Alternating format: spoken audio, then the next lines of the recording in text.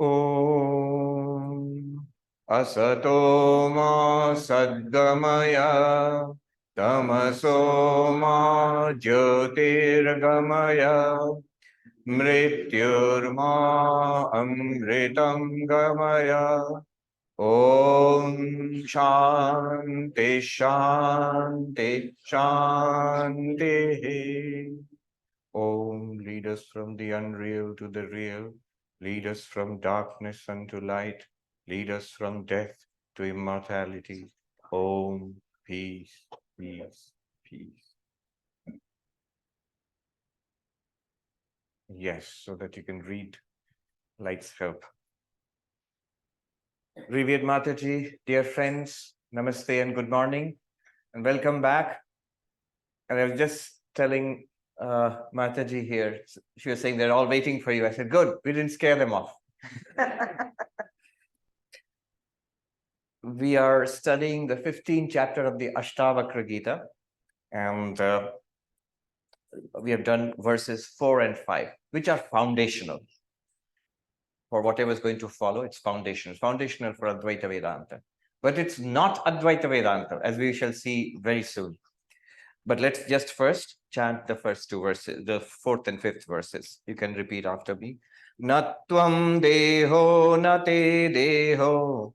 Natvam deho nate deho. Bhokta karta nava bhavan. Bhokta karta nava bhavan. Chidruposi sada sakshi. Chidruposi sada sakshi. Nirapeksha sukham chara. Nirapeksha sukham chara. Ragadvesho manodharmo. Ragadvesho manodharmo. Namaste kadachana. Namaste kadachana. Nirvikalposi bodhatma. Nirvikalposi bodhatma. Nirvikara sukham chara. Nirvikara sukham chara. Ashtavakra says to his student Janaka, and through him to all of us, you are not the body. That's the first bombshell. We think that, yes, I understand. You don't have to belabor the point so much. It's my body. It's not your body, Ashtavakra says. You are not the body. It's not your body. You can think of the body as like the rest of the universe, created by the Lord. Ishvara, Bhagavan, the Lord, created this universe and this body, and is responsible for it, and will run it as long as he, she, it, the Lord wants. And one day it will die. Entirely the Lord's responsibility, not yours. You have been given trusteeship over it, custody over it for a while. We have been given this body for our spiritual development. So that's the wisest way to use this body, for our spiritual development, for your own welfare and the welfare of the world. Or you can take it even more deeply, in a pure Advaitic sense. You can leave God out of the equation and say the whole thing is an appearance in consciousness. There is no body that I am the body. There's no body. It's an appearance in consciousness. What's there on this movie screen? Just the movie screen, just pictures and light. And so it's not a body. It's awareness, consciousness appearing as the body. So it's not my body also. You are therefore not the doer or the enjoyer, sufferer, the experiencer. In Sanskrit, karta, bhokta. Then what am I? If I'm not the body, then what am I? Chidruposi, you are pure consciousness. Sada sakshi, ever the witness, ever the illuminated. Witness here in the sense of the illuminated. In Sanskrit, prakasha. Not physical light. The light of consciousness, or consciousness which is light. You are ever the illuminated, not like the mind which can practice witnessing. And that's a different thing altogether. You are ever choicelessly awareness. And these have to be appreciated as a fact right now, not as something that a concept, oh, it's a cool idea, nice philosophy, like so far out. Not far out, right here.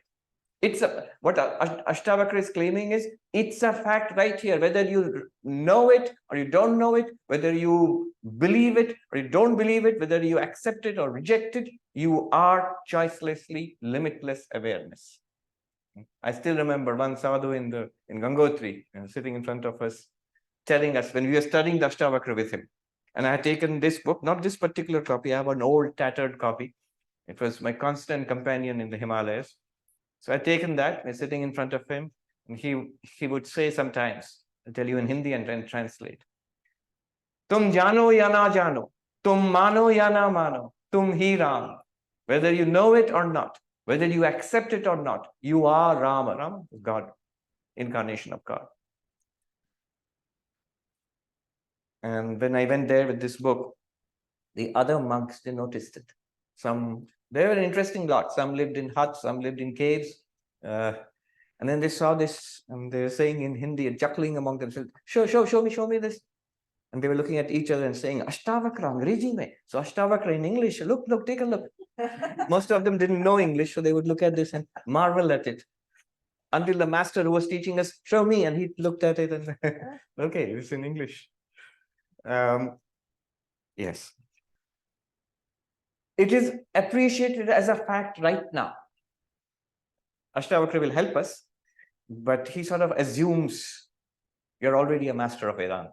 This is finishing school for non-dualists.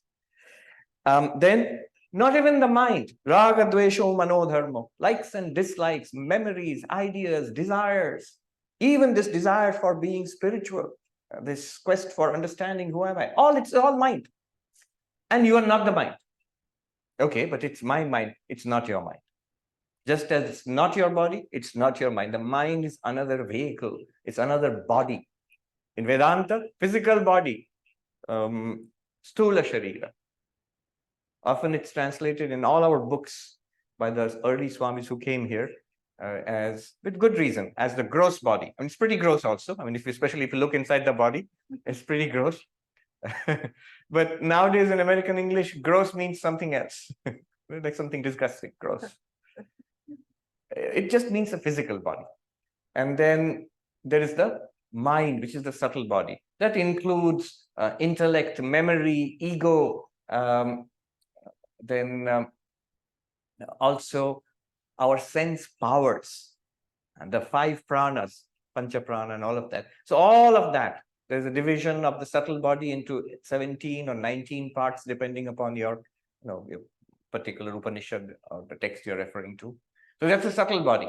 Again, when we say subtle body, we are not talking about something esoteric or something, some theory. No, you're feeling it right now. When you look inside and you think and you remember and you desire, that's not the physical body. So that's called the subtle body. It's also a body. It's also a vehicle.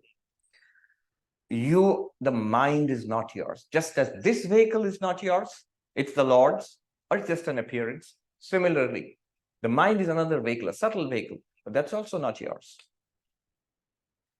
Then what are you? Bodhatma. You are of the nature of consciousness. You're just awareness. Your consciousness? Yeah, I'm consciousness, but also mind and body. No. You're just consciousness. If you see on a movie screen, there is the hero and the villain and the, Donald Duck and Mickey Mouse. And if you say it's just the screen, and then somebody says, yeah, it's a screen, but there's also Mickey Mouse and Donald Duck. No, there isn't. It's not really Mickey Mouse and Donald Duck. It's a picture projected on a screen. Similarly, it's not even a physical body. It's not even a mind. They're all appearances in you, the limitless consciousness. Nirvikalposi. Really, there is no division between the knower and the known object and the instrument of knowledge. What do we do with all this? Take it out for a spin. He says, Nirapeksha Sukham Chara, without any hesitation, without any anxiety, without any fear, live happily. How? Try it. With this perspective.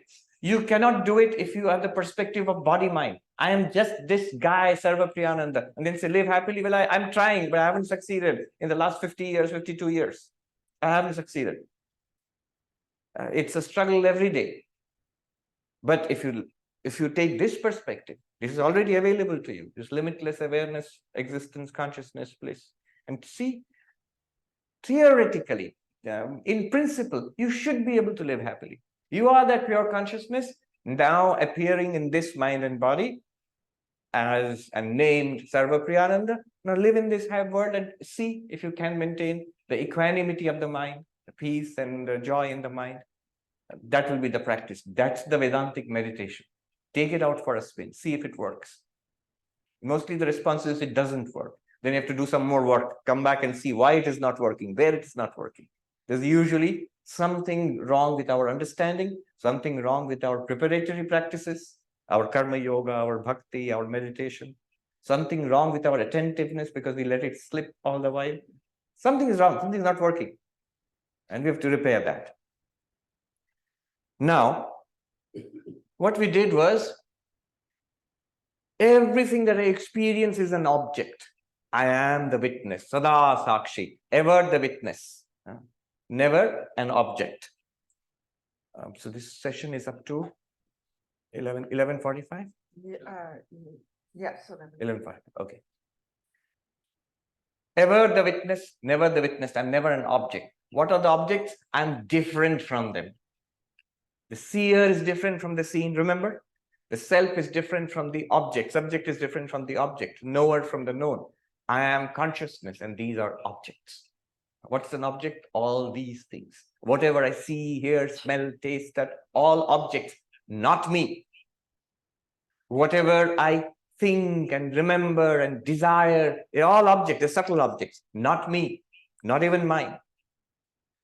Now, although this is wonderful, this is not Advaita, not non-duality. One can easily see it's clearly duality.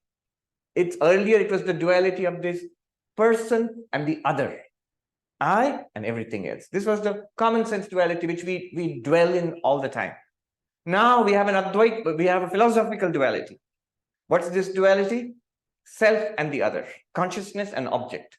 I am witness and the world is what I witness. The body is what I witness. The personality, thoughts and feelings are what I witness. And I am apart from all of them. But this is clearly duality. There are two things here.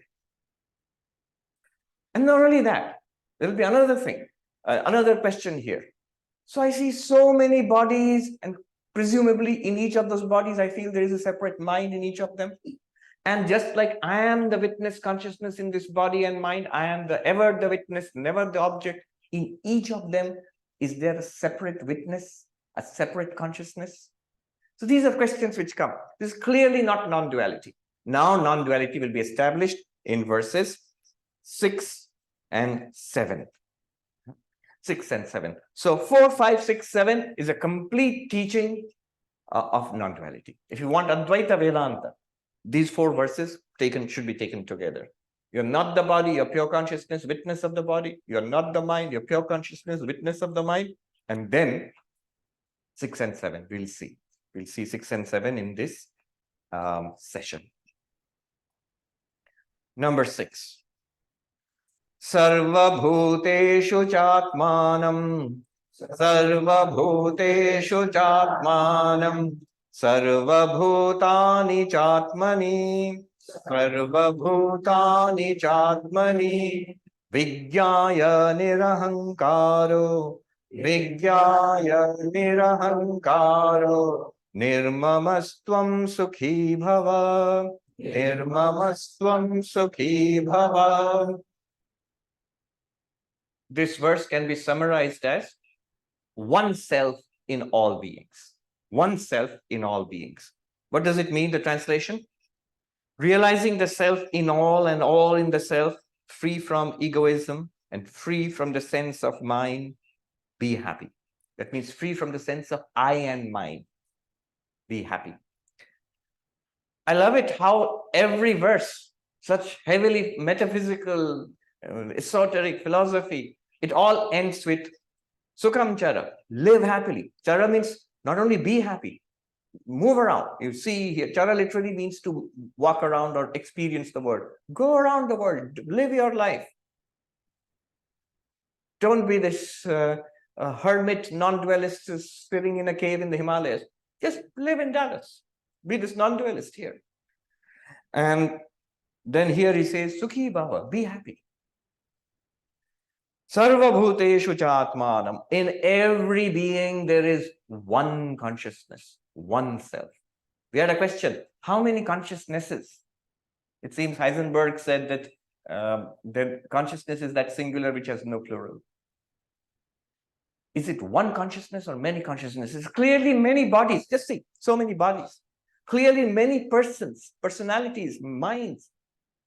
But consciousness, apart from the body, apart from the mind, is it one or many? And there's a lot of difference in Indian philosophy, different views. So prominently, the Sankhya philosophy says that there are many consciousnesses. In Sankhya, it's a strict dualism. It's called Prakriti Purusha dualism, the dualism of consciousness and nature, spirit and matter. What are you? You are actually consciousness, but you did not know it till now, and you considered yourself a bundle of consciousness, mind, and body. That's what you consider yourself to be. We all consider ourselves to be that. And when the Sankhya comes and tells you that the goal is to separate the two, not physically, you understand. Just like I am here as a body, although I'm wearing these clothes, I know I'm separate from these clothes. I know, even while wearing the body, I don't have to take off my shirt to know that I'm separate from the shirt. I put on the shirt and I put on a t-shirt, a vest. So just like that, we put on two layers of clothes, a physical body and a subtle body. The subtle body is our mind, but you are not the physical body, not the subtle body. And the physical body is a product of material nature, this universe. And the subtle body, also a product of material nature. If you go through the book which I mentioned yesterday, Vedanta Sara, it will show you in the Vedantic cosmology how body, mind, everything in the universe is produced by nature. It might be surprising to many people who are interested in consciousness studies that Indian philosophy actually Indian philosophy is quite okay with the idea that mind is matter. This is a very big question. Mind and matter, it is the Cartesian duality, whether mind and body are the same thing or different. And ever since Descartes, more than 300 years ago, in Western thought, in the philosophy of mind, and again in neuroscience, and mind and body are supposed to be two different entities, and nobody knows how they interact. Yes, it's something to do with the brain, but how? How do mind and the brain interact? It's a very big question, even now. It's one of the biggest questions in philosophy and nowadays in neuroscience also. And there are materialists and mainstream thought, mainstream scientific thought, and materialist thought in this world today. They'll say that we don't know how, but matter is supreme. It's the physical body, the brain, and the nervous system which produce the mind. How? We don't know. There's something called promissory materialism. Give us 50 more years and we promise to demonstrate how the brain produces. It's a serious theory. We have demonstrated so many things, and we will also demonstrate how the brain and the nervous system produces mind and consciousness, because they take mind and consciousness as a bundle. And there is this philosopher of mind and scientist, Patricia Churchland. The husband and wife, both are philosophers. So she says, you don't need more philosophy to solve the mystery of consciousness. Just keep doing neuroscience, and one day, when neuroscience is advanced enough, we will be able to show how consciousness is generated by the brain. And then next step would, of course, to be make conscious AI, so that your computer and your chat GPT and everything can become conscious. So these materialists would be surprised to know that every school of Indian philosophy, every school, not just Advaita, Sankhya, Advaita, Yoga, the Buddhists, all of them consider mind to be matter.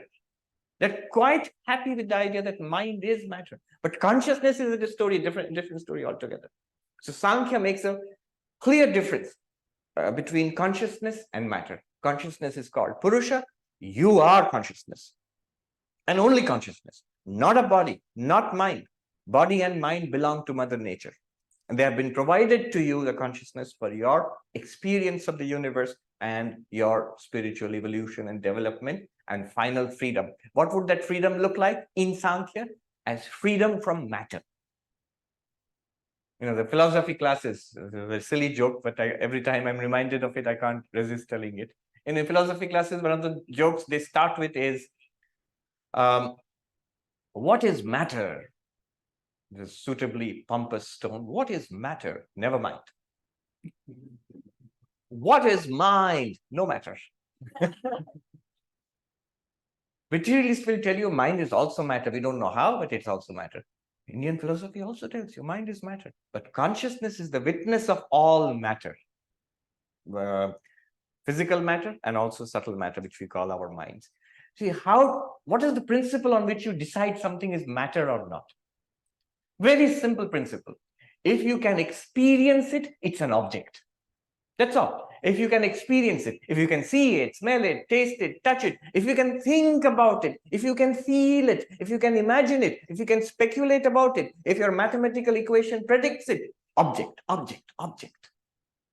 And not you. You are the witness of that object. So this simple principle, clearly, it's a very analytical knife which divides consciousness from object. This is what Sankhya does. Now, Sankhya also says in each body-mind complex, there is a separate Purusha, separate consciousness. Advaita Vedanta objects here. Advaita Vedanta says that no, there are no separate consciousnesses. Bodies are separate, minds are separate, personalities are separate, so that's true. But consciousness is one, and it's in one and in all beings. So he says, Sarvabhuteshu Chatmanam, in all sentient beings, there is one consciousness, the self. Which consciousness? You. You are there in every body, in every mind, not just human beings, in animals and plants, and if there are gods and demons in heavens and hells, in all of them, you are that one consciousness. And even more stunning, God, Allah, Bhagavan, Ishvara, Father in heaven, Yahweh, whoever it is, the creator, preserver, destroyer of the universe, the one supreme, omniscient, omnipotent, omnipresent, that God, you are the consciousness in that God also. That's the meaning of Tattvamasi, you are that.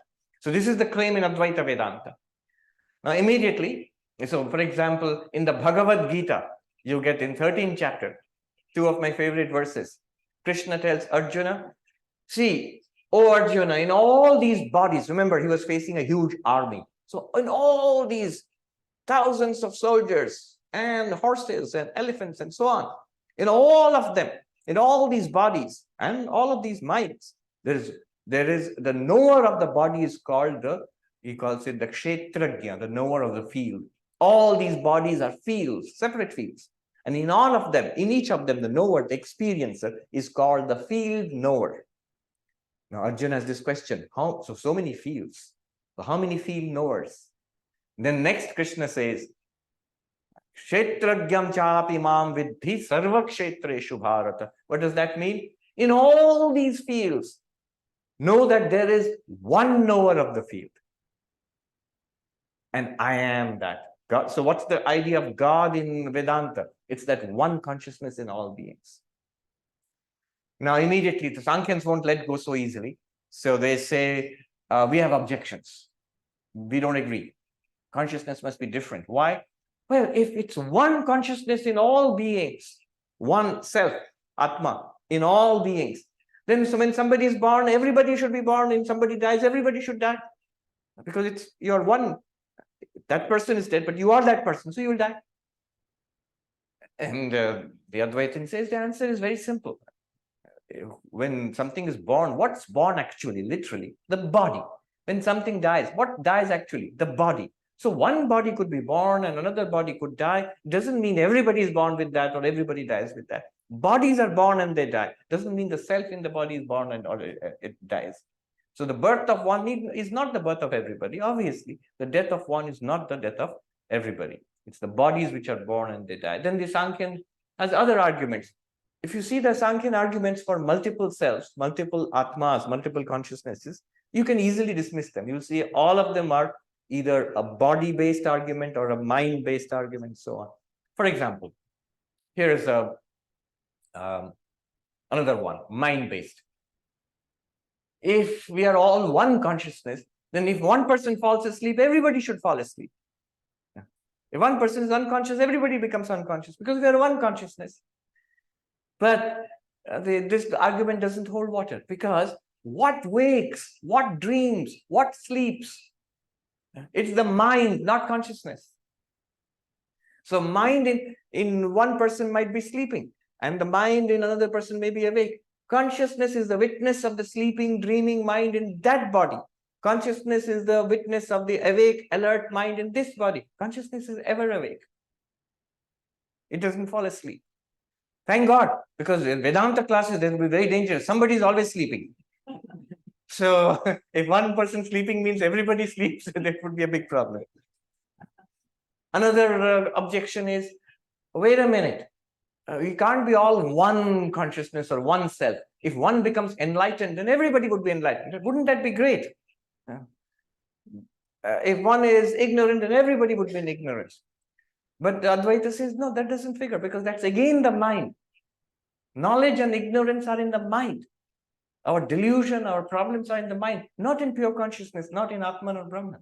So, Advaita says, Sarva Bhuteshu Chatmanam. There is no argument which can separate consciousness from consciousness. It's only when we are identified with a body and a mind, we feel separate. And we do, it becomes practically we are separate. But if without regard to the body mind, if you see consciousness itself, we are one. Then he goes further. Sarva Bhutani Chatmani. Even deeper. It's not that. So first of all, Advaita establishes it's one consciousness in all bodies and mind. And then we go further.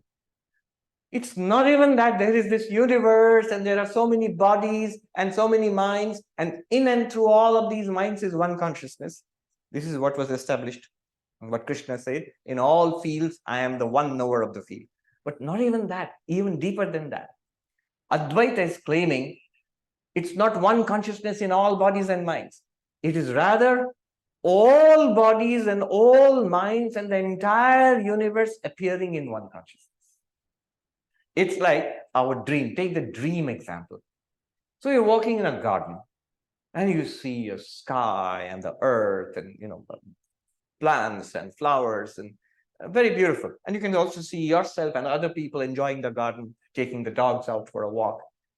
Now, we all know the entire thing was dreamt up in my dreaming mind. I was sleeping, I was dreaming in my mind, the mind of the dreamer. The entire garden and all the people in it, including I, we're all dreamt up in that. Now, the dreaming mind in which this whole thing was dreamt up, in that dream world, in that garden, where is the dreaming mind? It's not as if there are some people in the garden and there is a dog and there are some plants and flowers. In and through all of them, there is the dreaming mind. Rather, the plants and the flowers and the trees are all in the dreaming mind. The human beings, those who are walking in the garden, the dog, all of them are in the dreaming mind. I, the person who is in that dream, I'm also in the dreaming mind. Even the sky and the earth in that dream are also in the dreaming mind. So he says, Sarva Bhutani Chatmani. All those beings are in the self. It's not just that the self is in all beings are in the self. What do you do with this? Vijnaya, realize it. Listen to it first, then try to wrap your mind around this amazing idea, and then try to understand it. What is it? What are your objections against this? Work out all the, get answers to all the questions, get clarity and conviction about it. And then meditate upon it so that it becomes a living reality. All of them together is called Vijnaya, realizing this. What happens? Nirahankara nirmamaha. Then I am no longer identified with the ego. How many egos are here? As many people. As many minds. The ego is a function of the mind. What is the ego? The I thought. I feel this. This is the I thought.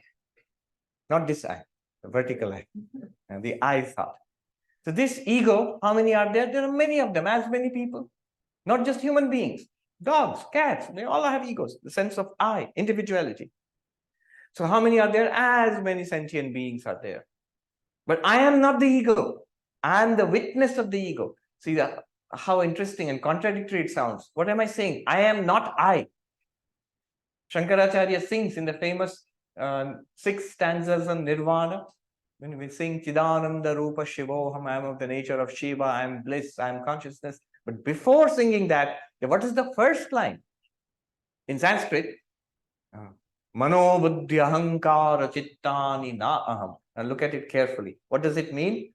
I am not the intellect, I am not the mind, I am not the memory, I am not the ego. Look at the Sanskrit. Ahankara na aham. The real I is not the ego. Ahankara, ego. The real I truly am not the ego. Then what am I? I am the witness of the ego. That one to which the ego appears. That one which experiences the ego. Just now when you think, I am sitting here. If you feel like that, notice, what is sitting? The body. What is thinking? The mind. But when you say, I am sitting here, that's the ego. So there's the mind, the body, and the ego. The ego is just a thought in the mind. It's a function of the mind. Sometimes that function is not there. When you fall asleep, no ego. In fact, when you are awake and you are concentrating intensely, playing a game of tennis, doing, neurosurgery or something which demands intense concentration, playing a musical instrument, at that time, I am playing the tabla very well. If you think like that, you'll ruin the playing.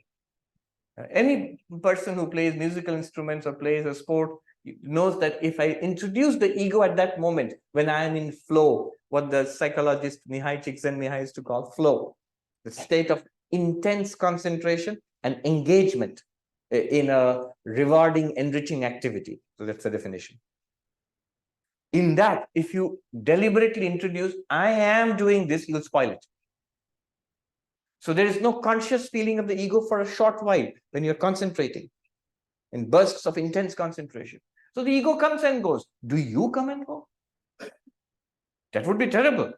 When a neurosurgeon is doing concentrated surgery with immense concentration, there's no ego. If the neurosurgeon himself were to disappear or herself, that would be terrible for the patient. What happened? I lost my ego, so I'm not there anymore. There's that cartoon which I saw. The French mathematician, philosopher, Descartes. He is famous for his cogito ergo sum. I think, therefore I exist. His famous formulation. I think, therefore I am. So there is this cartoon, Descartes sitting in a Parisian cafe. And this waitress comes and asks, Monsieur Descartes, one more cup of coffee? He says, I think not. And then he disappeared.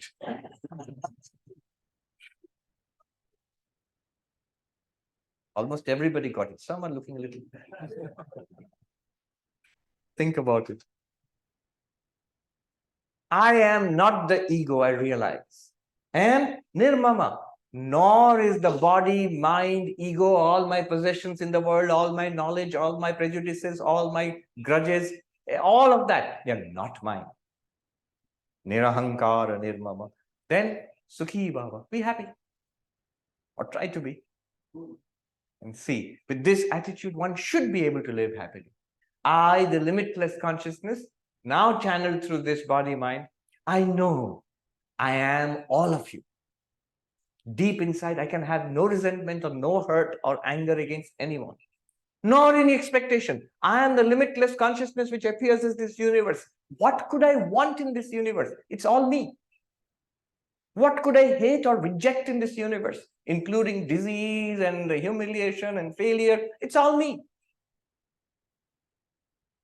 Then you'll be happy.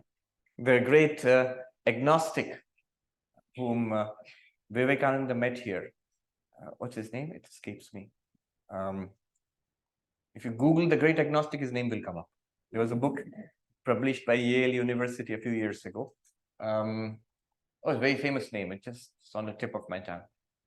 So anyway, Vivekananda met him, and he said to Vivekananda, I don't believe in all this religion. I believe in enjoying this life. I want to squeeze the orange of this life and get every drop from it. Very materialistic attitude. And Vivekananda said, I believe exactly the same thing, though I may differ from you in my choice of fruit. For me, it's a mango. But I believe the same thing too. But let me show you a better way of doing it. I know I cannot die, therefore I am not in a hurry. I know that all are one with me, Imagine my enjoyment and joy and pleasure. And like this, he goes on. It's a beautiful passage. And then he says, live your life in this way and get 10,000-fold more. Get every last drop. This is what Ashtavakra means. Sukhi bhava. Be happy. Be immensely, limitlessly, immutably happy. You don't have to try to be happy, have a big smiley face. You cannot help being happy. Vivekananda says, live life in this way and see that you get 10,000-fold more and get every last drop. Why can't I remember his name? Ingersoll. Ingersoll, yes, Robert Ingersoll. There was a book also, The Great Agnostic. He was a famous public speaker here in the United States in those days before Twitter and YouTube, where public speeches, oratory on important subjects, political, philosophical, this was entertainment for people.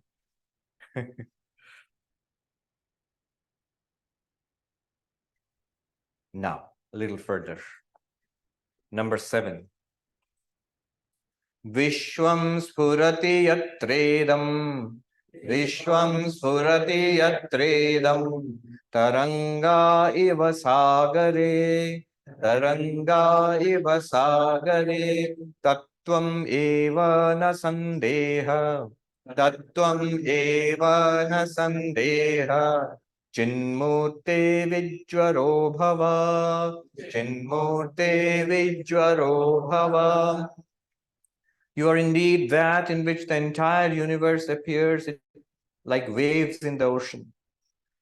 O you consciousness, you the consciousness, be free from the fever of the mind. Vijvaro means be free of fever. Physical fever, fever of the mind. What's the fever of the mind? Samsara. Be free of the fever of the mind. Here, he says, Vishwam spurati yatredam taranga iva sagare. Beautiful, poetic imagination. An ocean metaphor. Ashtavakra loved the ocean metaphor. So, imagine the ocean out there, thousands and thousands of waves. What is this universe? It is the ocean coming up as waves. What is that ocean? Consciousness. You, the consciousness. The entire universe appears as waves in the ocean of consciousness, which you are. Now, the waves are no different from that water. Let me give you this example if we work it out a little more. The universe is like waves. And you are the water. Consciousness is like the water. And the entire ocean is like Ishvara, Bhagavan. You have 3 things now. Wave, ocean, water. Which is greater, wave or ocean? Wave or ocean? Ocean. Which is greater? Which is more real? Water or ocean? Water.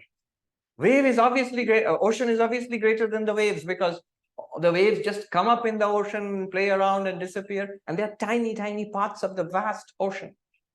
Similarly, Ishvara, Bhagavan, Saguna Brahman, these are terms for God in Vedanta, is that one consciousness associated with the entire cosmos, not just the physical cosmos, but our mental world also, the subtle cosmos, and the causal cosmos of Maya. So all of that, behind it, one consciousness. So everything is nothing other than God.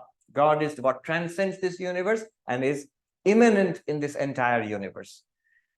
It's like the ocean. Definitely bigger than the wave. What's the wave?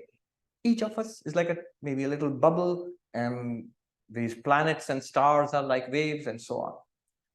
But even greater, more powerful than the ocean is the water. Because the whole ocean's existence, all the waves and the ocean, all of that depends on the water. It's the water alone which appears as the ocean.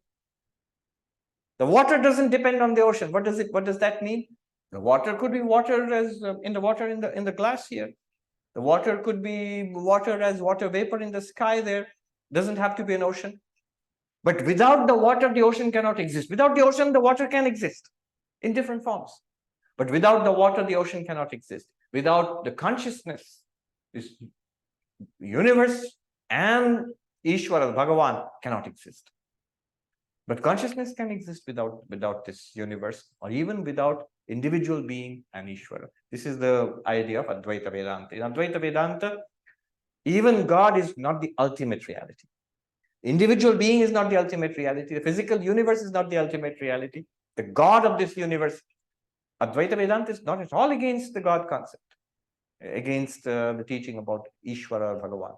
But it says that there is a deeper truth. The deeper truth, what's the deeper truth of the wave and the ocean? Water. What's the deeper truth of individual beings and God? Pure consciousness. So, Vishwam Spurati Yatredam Taranga Iva Sagare. Just like waves coming up in an ocean, just like that, this universe comes up in consciousness. But what is that consciousness? You are the reality not only of that body mind. You are the reality of God. And being the reality of God, what is this universe? This universe is the creation of God. God alone, through the power of Maya, projects this universe. God is the cause, the universe is the effect. The cause always continues in the effect. Just as the wood is the cause, the material, and this table is the effect. Where is the wood now? Here. When I say, what do I say? Touch wood. See? I don't say touch table. Here. Touch table, no, touch wood. The wood is right here. God is the cause. Every theistic religion in the world, religions which believe in God, they say God is the creator of this universe. But philosophically, what does creator mean?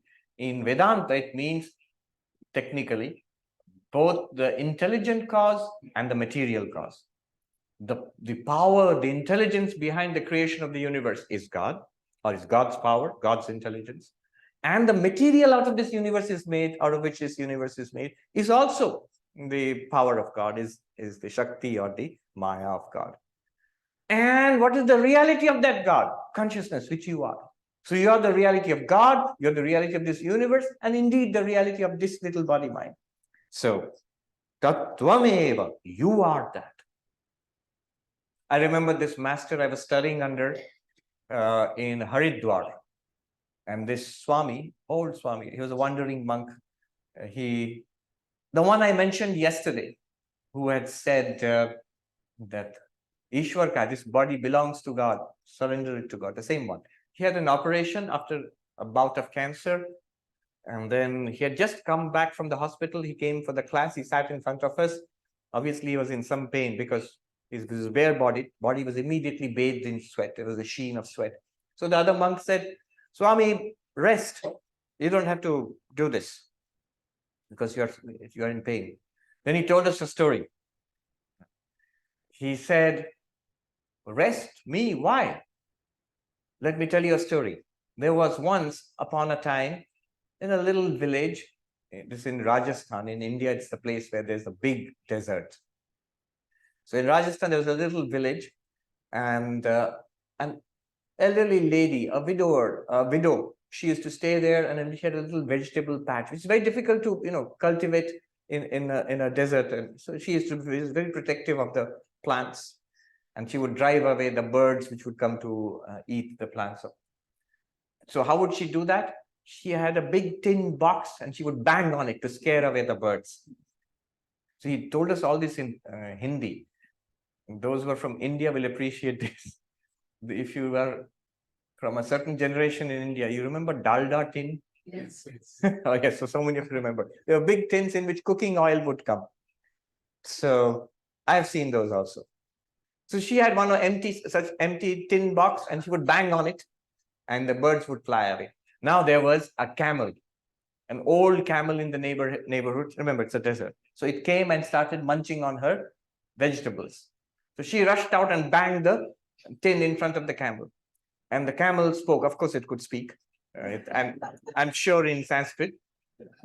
And it said to the lady, what do you think you're doing?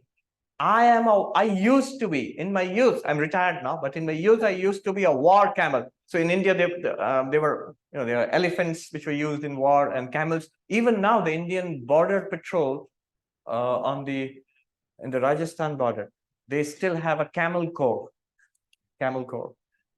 So I used to be a war camel. And these big war drums used to be played on my back. In Hindi, he said, the Swami told us, मेरे पीठ पर कितने ही ना युद्ध के नगाड़े बजते थे. I'll tell you in Hindi, then there's the flavor you get of it, and I'll translate.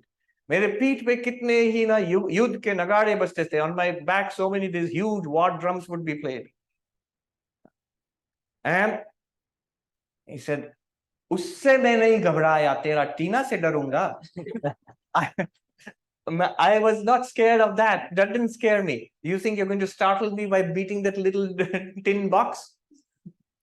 And so the Swami said to us, I am that one consciousness on whose back universes are created, they exist and disappear. Am I going to be scared of a little tummy pain? No, we're going to have the class. And so the class started. Tattvameva, you are that. It's a good time to take your Vedanta out for a spin when there is pain, physical pain. Start small, huh? Don't start big. I remember once I was giving this talk in Fargo, not the movie, the place. Because apparently there was a movie called Fargo. When I was going to Fargo, I was invited to give a talk in Fargo, and everybody, I was in Hollywood at that time, everybody said, oh, are you going to the movie? I said, no, the place. And the next reaction was, why? Apparently, that's the thing everybody says when you go to Fargo. Why are you going there? I was giving a talk in the university there, the University of North Dakota, and there's a big group. And this teenage boy, an American boy, teenage boy who's sitting there, he was pinching himself. And he said, I'm trying out what he's telling me. That pain, let me see if I can be the witness of that pain. It's appearing in me, the consciousness playing around in me and disappearing back into me. And he said, you're right, Swami. It's a fact. Take it out for a spin, but small ones, like a pinch.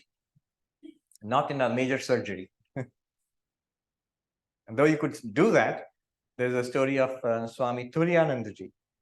When he was old, a disciple of Sri Ramakrishna, old and ailing, in our hospital in Benares.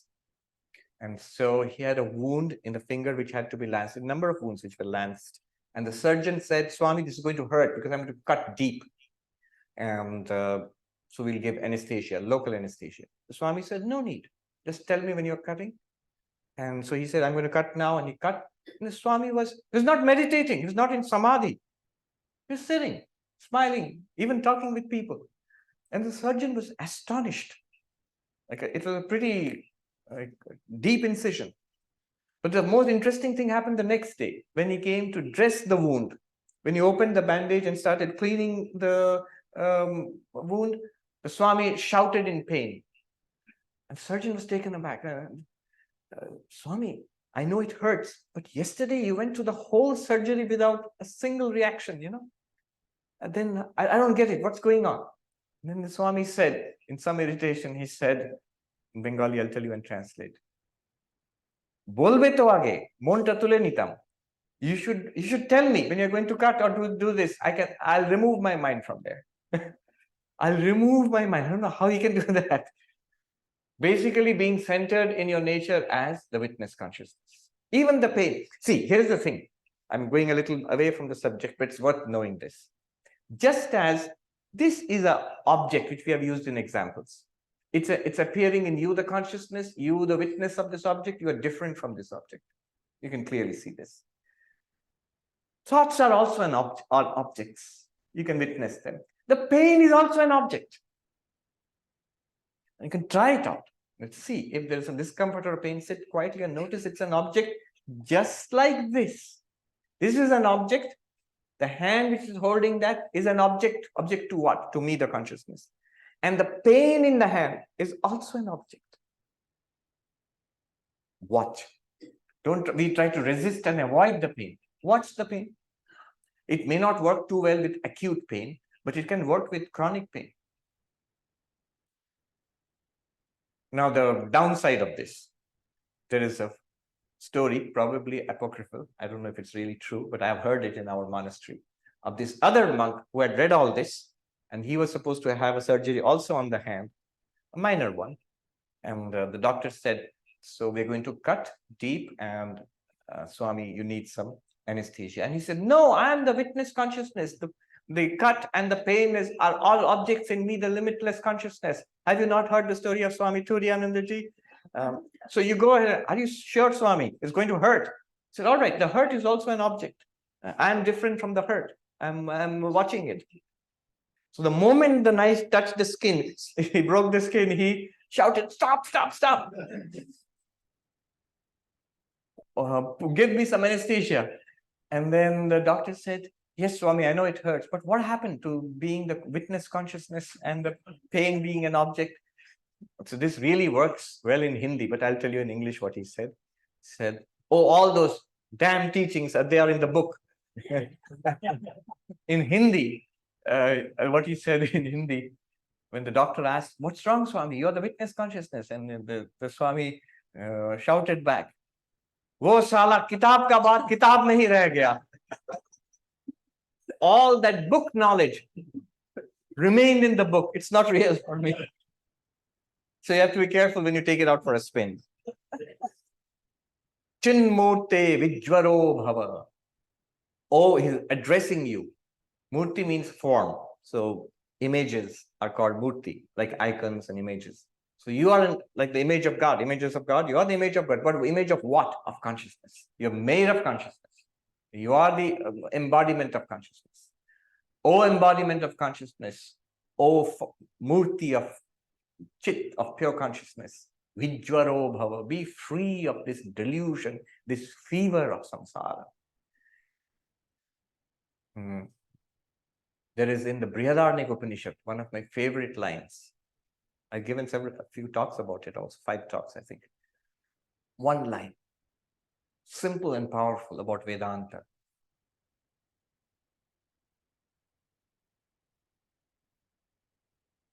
Atmanam ched vijaniyad ayam asmiti purushaha kimichan kasya kamaya shariram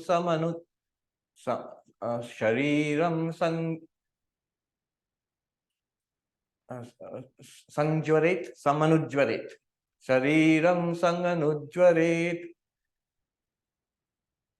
If I realize that I am this limitless consciousness, then desiring what and for whose sake should I continue to suffer along with this body? Body will age, and it will be affected by COVID and other diseases. It will have pains and aches. The mind will have desires and ups and downs and emotional disturbances and storms in the mind. Why should I continue to suffer along with all of them? I know I am not these. Vivekananda says, thine only is the hand that holds the rope that drags thee on. Let go thy hold, sannyasi bold. Say Om Tat Sat Om. What is the rope? The body mind. It's the rope of karma. A series of effects are coming because of causes we have set up in past lives. And those effects are going to be played out on this body and this mind. Step back and take a look at yourself and notice that you are not at all affected. Vishwam spurati yatredam taranga iva sagar. What a beautiful verse. The entire universe appears like waves in the ocean. Who's the ocean? You. You are the water, which appears as the ocean and all the waves. Tattvameva, na sandeha. There's no doubt about this. If you stay with this teaching, you will begin to see one thing.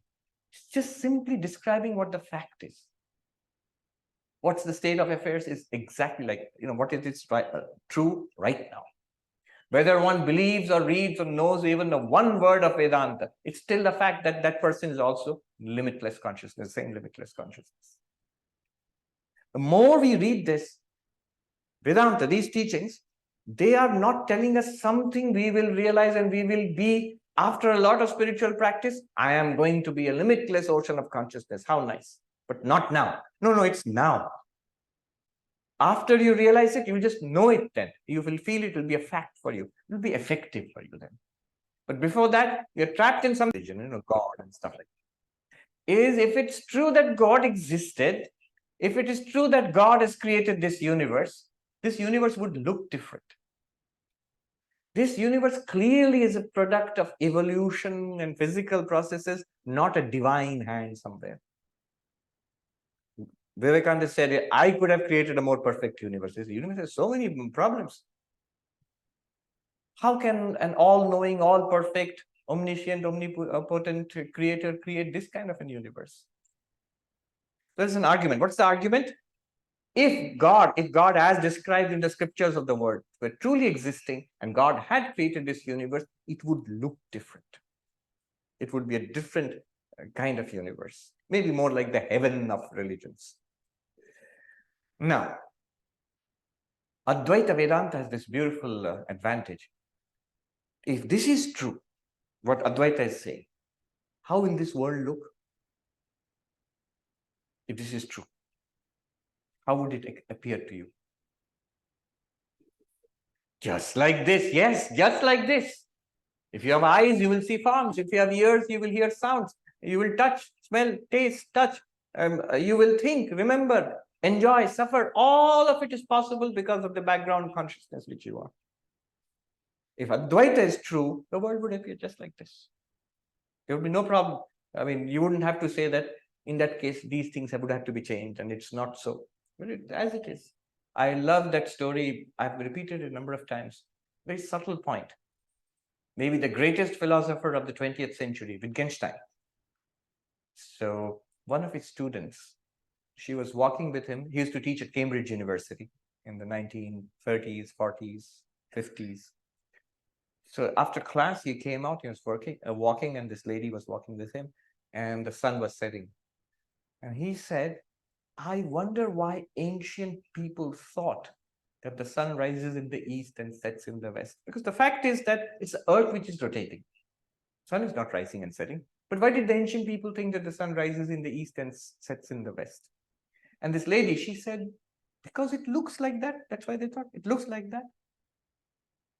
Wittgenstein said, but if it were not the case, what would it look like? See, it looks like it is rising in the east and setting in the west. But supposing that's not true, it's not rising in the east and setting in the west, it's only the earth which is rotating, then what would it look like? It would look like exactly the same, rising in the east and setting in the west. That's a very subtle point. Advaita fits beautifully there. If it is true that there is one limitless consciousness appearing as this universe, what would it look like? Like this? All right. Let me take questions. Let me just chant the 4 verses. This gives you a synoptic view of Advaita Vedanta. Natvam deho nate deho bhokta. Okay, you want to chant? Let's chant together. Yeah? Natvam deho nate deho bhokta karta nava bhavan chidruposi sada sakshi nirapeksha sukham chara ragadvesho mano dharmo namaste kadachana nirvikalposi bodhatma nirvikara sukham chara sarvabhuteshu chatmanam sarvabhutani chatmani vijñāya nirahankaro nirmamastvam sukhi bhava vishvam spurati yatredam taranga iva sagare tattvam eva na sandeha chinmurte vijvaro bhava. You're not the body is not yours, you're not the doer or the sufferer, enjoyer, you are one limitless consciousness. The mind is not yours, you are not the mind is not yours, nor are the attributes, thoughts, emotions in the mind yours. They are appearing in you. You are of the nature, you are awareness, limitless consciousness. See, I'm using consciousness, awareness, indistinguishably, because none of them really express the meaning of the Sanskrit word chit, chaitanya. In all beings, there is one awareness. We're not only in that body mind. See, because we are expressed to this body mind, and we are so attached to this body mind, we feel we are localized in this body mind. But you're not. It's like the electricity. Electricity may feel, I am here in this light. That's it. When the light is shining, it's very clear I am here. But you are also here in that light in the fan and in the computer and in the microphone, and even in the lights when they are not shining. The presence of electricity is there everywhere, wherever electricity is flowing. Similarly, you are the same consciousness everywhere. Not only that, you're not same consciousness everywhere. Everywhere is in you. Every when is in you, and everything is in you. All space, all time, all objects are appearing in you. Remember the dream example. The whole universe appears in you like waves in the ocean. Waves are nothing different from the ocean. They arise in the ocean, they exist in the ocean, they disappear back into the ocean. You are in fact the ground of this ocean. What's the ground of this ocean? What's the reality of the ocean? Water. You are pure consciousness, the reality of universe, God, and individual. Good. The way we will do this question answer is, the microphone will be in one place. In the center eye, or where? Come to the air. And I would ask you, please come here in the middle. Yeah. I would ask you to queue up. Please come. Let's give preference to those who could not ask questions yesterday. Some people had raised their hands. Please come up in the front. Come. You come. Come. Yes. That's it. No more. Because we have limitations about how many questions we can take. You have some How many, and also there, how many do we have? 1, 2, 3, 4, 5, 6. That's more than that. Yes. So let's your name and ask the question. Namaste, Guruji. My name is Srikanth. So first I would like to say that, you are like, for a child, you're like a WWF star, you're a Vedanta, you're a WWF star for me. Wrestling, worldwide wrestling. So the question is, you mentioned that, it's all appearance in me, the consciousness, I'm infinite. But why this appearance? Who is doing this? Okay, it's a good question. You can have it over. Why this appearance? The answer can be multiple. For example, we talk about this body belongs to Ishvara. Whose body is this? Ishvara. But why has Ishvara, God, given us this body? For our spiritual development. Why has God created this entire universe? It's for our spiritual development. That's one answer. By the Ishvara's grace, the whole creation is the grace of God for our spiritual development and ultimate freedom. It's a very ancient idea. Goes back to Sankhya, the oldest philosophy that human race knows. Swami Vivekananda said the founder of Sankhya, Kapila, is the first philosopher of the human race. And the old philosophy, it was very neat and logical. Consciousness and everything else. Consciousness and matter. And what does matter, nature, do for consciousness? What does consciousness do for nature? They interact. Nature, matter, it provides experiences for consciousness. What is consciousness? What does it do basically? It can experience. But to experience, it cannot do it by itself. It needs objects. Some of the objects are objects of experience, like this table. Some objects are the objects which help us in experiencing them, like these eyes or the skin or something.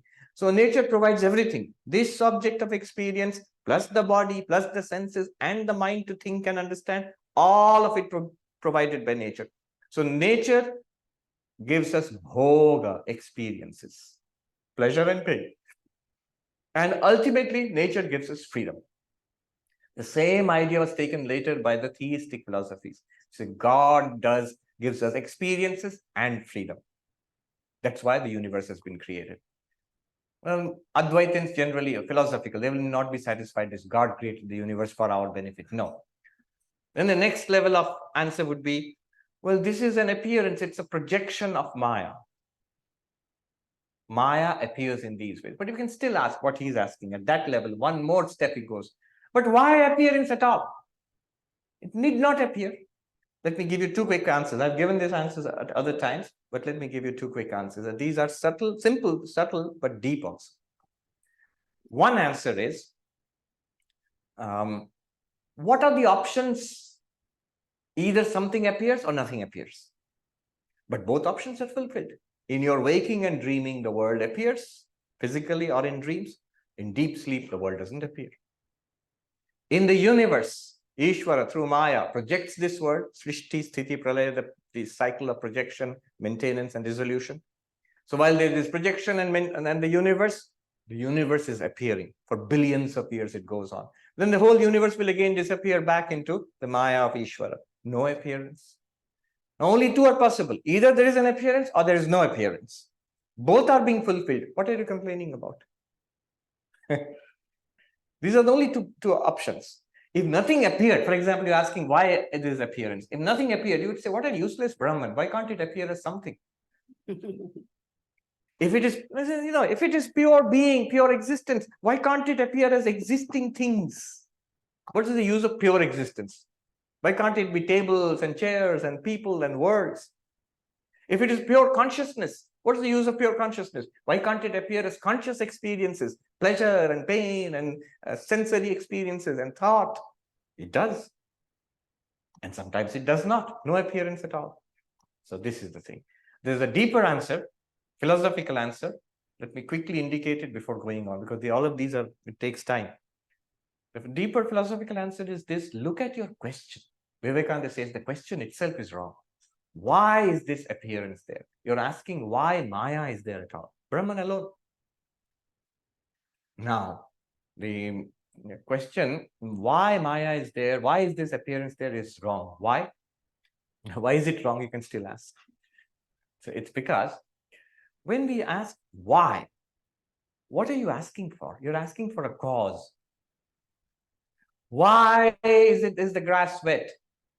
Because of the sprinklers or because of the rain. Why was there rain? Because of the clouds. Why are there clouds? Because of evaporation. Why is there evaporation? Because of the sunlight. So on. So because. So you are accepting causation. Then you are asking why. But Maya itself is causation. You've already accepted Maya. Maya is time-space causation. Desha kala nimitta. It's like asking, what is there before time? But when you ask before, that is, if you have accepted time. There's no before and after if there was no time. So time is already accepted when you ask what was there before time. When you ask what's outside space, the outside and inside are space words. You've already accepted space. When you even use the conception of outside. When you ask why is there appearance? Why is there Maya? Why is there causation? You've already accepted causation because you think there is a cause and an effect. Yeah. Tell us your name and ask. Pranam Swamiji, my name is Asha, and thank you for your teachings. It helps me immensely. My question will be on Vedantic meditation. So I do Shravana, Manana, Nididhyasana, and at one point I'm able to drop all the vrittis in the mind, and the mind becomes like a mirror, and I feel the awareness. At that point, am I doing Vedantic meditation? You are, but with full understanding. When all the vrittis are there, are gone, there is a blankness, and from there you go to whom or to what is that blankness appearing? Clearly, the blankness is appearing to awareness. That awareness, I am. But also, note, when the vrittis were there, was the awareness there? Yes. Yes. Same awareness? But it can be like I can process on it, like I can jump or True, because we're using the vrittis, but the same awareness? Yes. Awareness was the same, and you are that awareness. So you are the same without vrittis and with vrittis. But I need the mind to. You need the mind to think, yes, correct. But you are the same. The awareness is the same, right? Correct. Awareness is like light. See, light is the same here. If we were not all in the room, we are all gone, the light would be the same. It would illumine an empty room. If we all came in and sat down, the light would be the same. It would illumine a full room. If we all started playing musical chairs and running around, the light would be the same. It would illumine all that activity. As light, it's the same.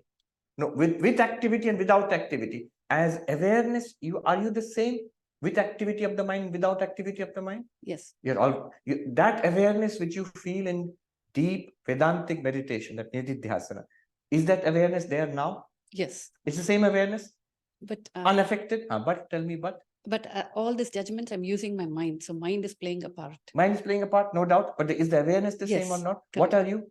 I am that awareness. You're not the awareness. Correct. Are you that awareness plus mind? But I need the mind to know that. True. But are you that awareness plus mind? No. I'm just No. awareness. Yes. Suppose you are playing a role in a Broadway show. You are playing the role of Julius Caesar, suppose. Your name is Asha, right? Correct. So when you're playing the role of Julius Caesar, are you two people? I am Asha plus Julius Caesar? No, No. You're just Asha. You're just playing a new role. So the mind is like that. The mind is no second entity apart from consciousness. What is that mind? Which you say that I'm using the mind with judgments and all. It is still you. That consciousness with a name and form, it appears as mind. With a further physical name and form, it appears as Asha. With a vast cosmic name and form, it appears as Asha's universe. But you are always that one consciousness. yes, Swamiji. Can I just ask another small Yes. question? As the way I am with my ignorance, there is some actions which I do with my body, like lifting my hand, or a puzzle which I solve in my brain. I say I do it, but as heartbeat, I don't own it. So there is some part of me which says I do it, some part of it I just let it happen. So any comments, like how do I understand that? Both are appearing to you, the consciousness. Correct. When you say, I am lifting the hand, who is saying that? No. It's already pure consciousness plus a vritti, individualized mind, body, Asha personality. That personality says, I am lifting the hand. Correct. And that personality says, a lot of things are going on in this body which I am not aware of, which are unconsciously going on. All are appearing to you the same consciousness. Correct. Right? Always limit your identity to I am consciousness. Note that you easily slip into I am using my mind and judging. Na manaste kadachana. In my presence, in me, the pure consciousness, in my presence, the mind is thinking and judging. In me, the pure consciousness, in my presence, the mind is saying, is connected with the body, and the ego is saying, I am lifting the hand. Don't say, I am lifting the hand. Right? Okay. Was that your question? Yeah, my question is more like some part of it we seem to accept and let it happen, but some we take ownership. So what is we that? means who's that we? Like the body and the mind. Takes Consciousness ownership. plus body And mind. mind. Yes. Correct. But as witness consciousness, if your consciousness plus body and mind, clearly I, the ego, I am doing some part of the activities, and a lot is happening because of nature, which is going on clearly without my direct intervention, right? That's the ego speaking. All right. The next Thank you person. so much. I will come back to after this person. All right. Pranam Swamiji. My name is Durgesh. You said I am not the body. I am not the enjoyer of the body. Not I. Ashtavakra. Yeah. And the whole game is to see if you can say this with conviction. So my question is, Jiva with respect to reflected consciousness is the enjoyer of the body, right? Enjoyer and sufferer. Yeah. And then when you say consciousness does not change, we mean reflected consciousness as well as pure consciousness does not change. Reflected consciousness definitely changes. Does reflected consciousness change? Yes. When the moon is reflected in the water, if the water goes into waves, what will happen to the reflected moon? It will waver. But the actual moon, nothing. If I am reflected, my face is reflected in the mirror, and the mirror is dusty, what will happen to the reflected face? Looks dusty. If there's water in the mirror, the reflected face will be obscured. If there's a crack in the mirror, reflected face will appear cracked there. But original face, real face, nothing. Thank you. All right. We will take questions from the remaining. You will get first preference in the afternoon session. No, not the afternoon. The next session itself, right? Yeah. We have another session coming up. So I'll just take the question from this lady and an online question, and then we'll wrap up. Please. Hello, my name is Jessica, and thank you. Don't forget your questions. Yes. Thank you for Jessica. coming to visit us. My question is, when you break it down as you have, I think I understand it, but it doesn't keep me warm at night. It's not appealing unless it becomes, like Swami Vivekananda has said, it becomes manifest in your life. So can you talk about how love of God, is it an essential component? Like, because our body is unwilling, our mind is going to be scattered because of human nature. So is it, for that love of God, is that an essential component, or is it just something that helps us along the way? This is a good question. All of this assumes a lot. This is sort of this Advaita Vedanta teaching. It's like the peak of the mountain. It's the top of Mount Everest. But it assumes we have worked our way up to Mount Everest, up to the peak. We have gone past base camp and all the camps one after another. So what does it assume? It assumes a clear distinction between the ultimate reality and this world, that there is such a thing. It assumes a deep dispassion for the world.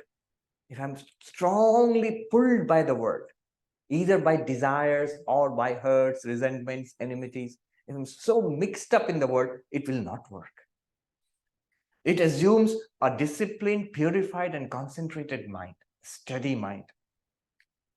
And it assumes an eagerness for liberation. Sri Ramakrishna said the one condition for God realization, he said in Bengali, Vyakulata, a restlessness for God, a deep, lasting restlessness for God, the kind that we feel for things in the world, of people in the world, that kind. All of it put together, restlessness for God. So these are assumed. In the absence of these preparations, what we are hearing will seem either, I don't get it, what are they talking about? Or they will seem like, I get it, but it all sounds theoretical. Or I get it, and it's also real, but it not for me, it's for monks and enlightened people and things like that. So it's all not because of the problem of the teaching, it's all because of lack of preparation. And therefore, what you have asked is true. Karma yoga, bhakti yoga, and regular meditation, dhyana yoga, raja yoga, these are foundational for jnana yoga. Swami Vivekananda said, any one of those yogas can take you to the highest. If you take a jnana yoga approach, a classical Advaita Vedanta approach, which is Ashtavakra, he will assume that the preparations have been done. So love of God, deep love of God, belief and faith in God, most helpful, highly recommended. This seems to be a non-theistic approach to spirituality. But traditional Advaita Vedanta already accepts and praises and recommends a religious life, a devotional life, faith in God in some form, in some tradition. It helps.